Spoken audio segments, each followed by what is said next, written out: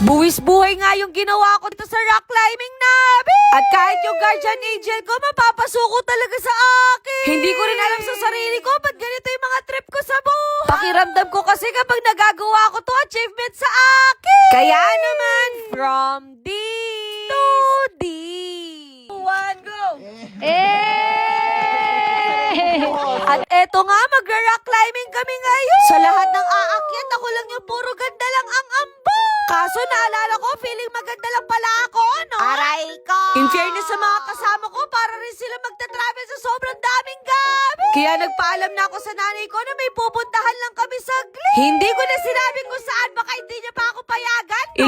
11 p.m. pa nga lang, umalis na kami para magbiyahe. Kasi naman 4 hanggang 5 oras yung biyahe namin, kaya kailangan namin mag-beauty rin. Sa Benguet din kasi talaga tayo pupunta, kaya kailangan natin matulog. Halos isang buwan din namin pinagpaplanuhan ng mga kaibigan namin to, at sa wakas natuloy na rin kami. Nakadating na nga kami sa destination namin, kaya mag-aayos muna tayo. Para kapag takot tayong umakyat, maganda pa rin tayo, no? Nagpa-braid na rin ako para bagong mukha naman tayo. At paglabas ko nga, nanginig ako sa sobrang lamig. Yung normal na weather, nasa 30 degrees, pero dito nasa 14 degrees. At napakaswerte natin kasi nagpakita pa sa atin yung sea of clouds. Pero mga ilang minuto lang, nawala na din siya. Parang yung labi ko, wala din lipstick. Kaya naman gagamit ako ng super stain lip tattoo from Time for Ya. Long lasting nga daw to, kaya tignan natin kung aabot ba to hanggang matapos yung pag-akyat natin, no? Opo, transfer proof din siya. Hoy, masyado nagpapakitang gila. Alas 6 na nga ng umaga, kaya uumpisahan na natin yung rock climbing. Ipagdasal niyo ako na sana makasurvive ako dito.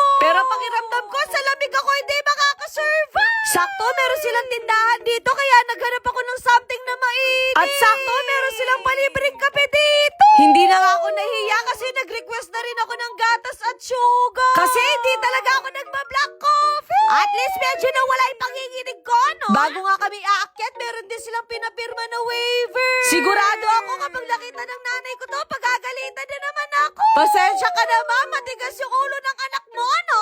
Game. Oh, go. Yan. Oh. Go na. Ready na? Oh, magtrabaho ka na, be. Ano pala to? Oh, kuwari ka nung... Go!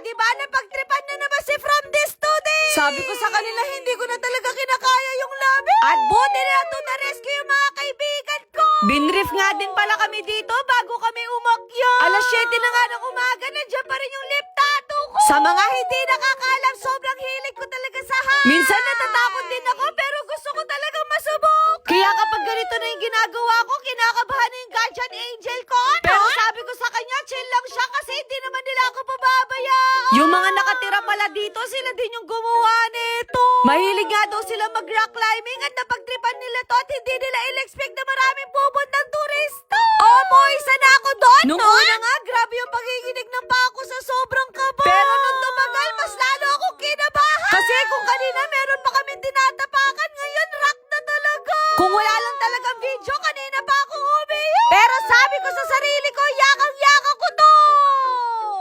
I love you, Ma! Ma! At sa wakas, naakyat na namin yung pinakatuktok. Hindi ko nga in-expect na meron pang ilalamig yung kanina. Eto pala yung tinatawag nila na rapeli. Dito, bababa ka sa rock, gamit lang yung tali. Nung una nga, medyo nangangapa ako kasi parang mahuhulog ako, no? Basta wag lang mahulog sa maling tao. Ginawa ko nga dito yung signature nila na Spider-Man. Akala ko madali, pero ang hirap pala. Diba kahit ako hindi ko na alam kung bakit ginagawa ko to, no? Talon! In fairness, para ako nag-workout ng isang linggo, no? Basta sabi ko sa sarili ko, kailangan makauwi ako ng safe at buong buhay. Kasi marami pa akong pinapakain na pamilya. In fairness, naglalaman pa rin yung lipstick.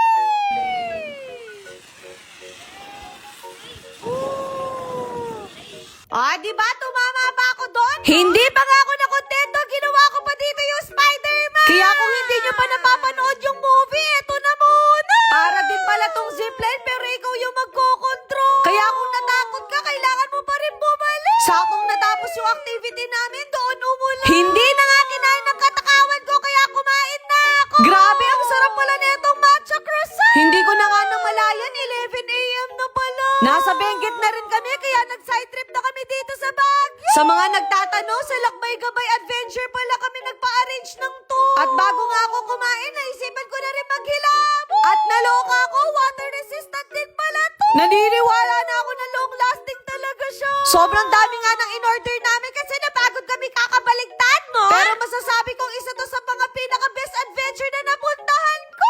Kaya kung ako sa inyo, yayain nyo na din mga kaibigan nyo. Baka sakaling makulayan na yung dinrowing nyo. Ayun lang.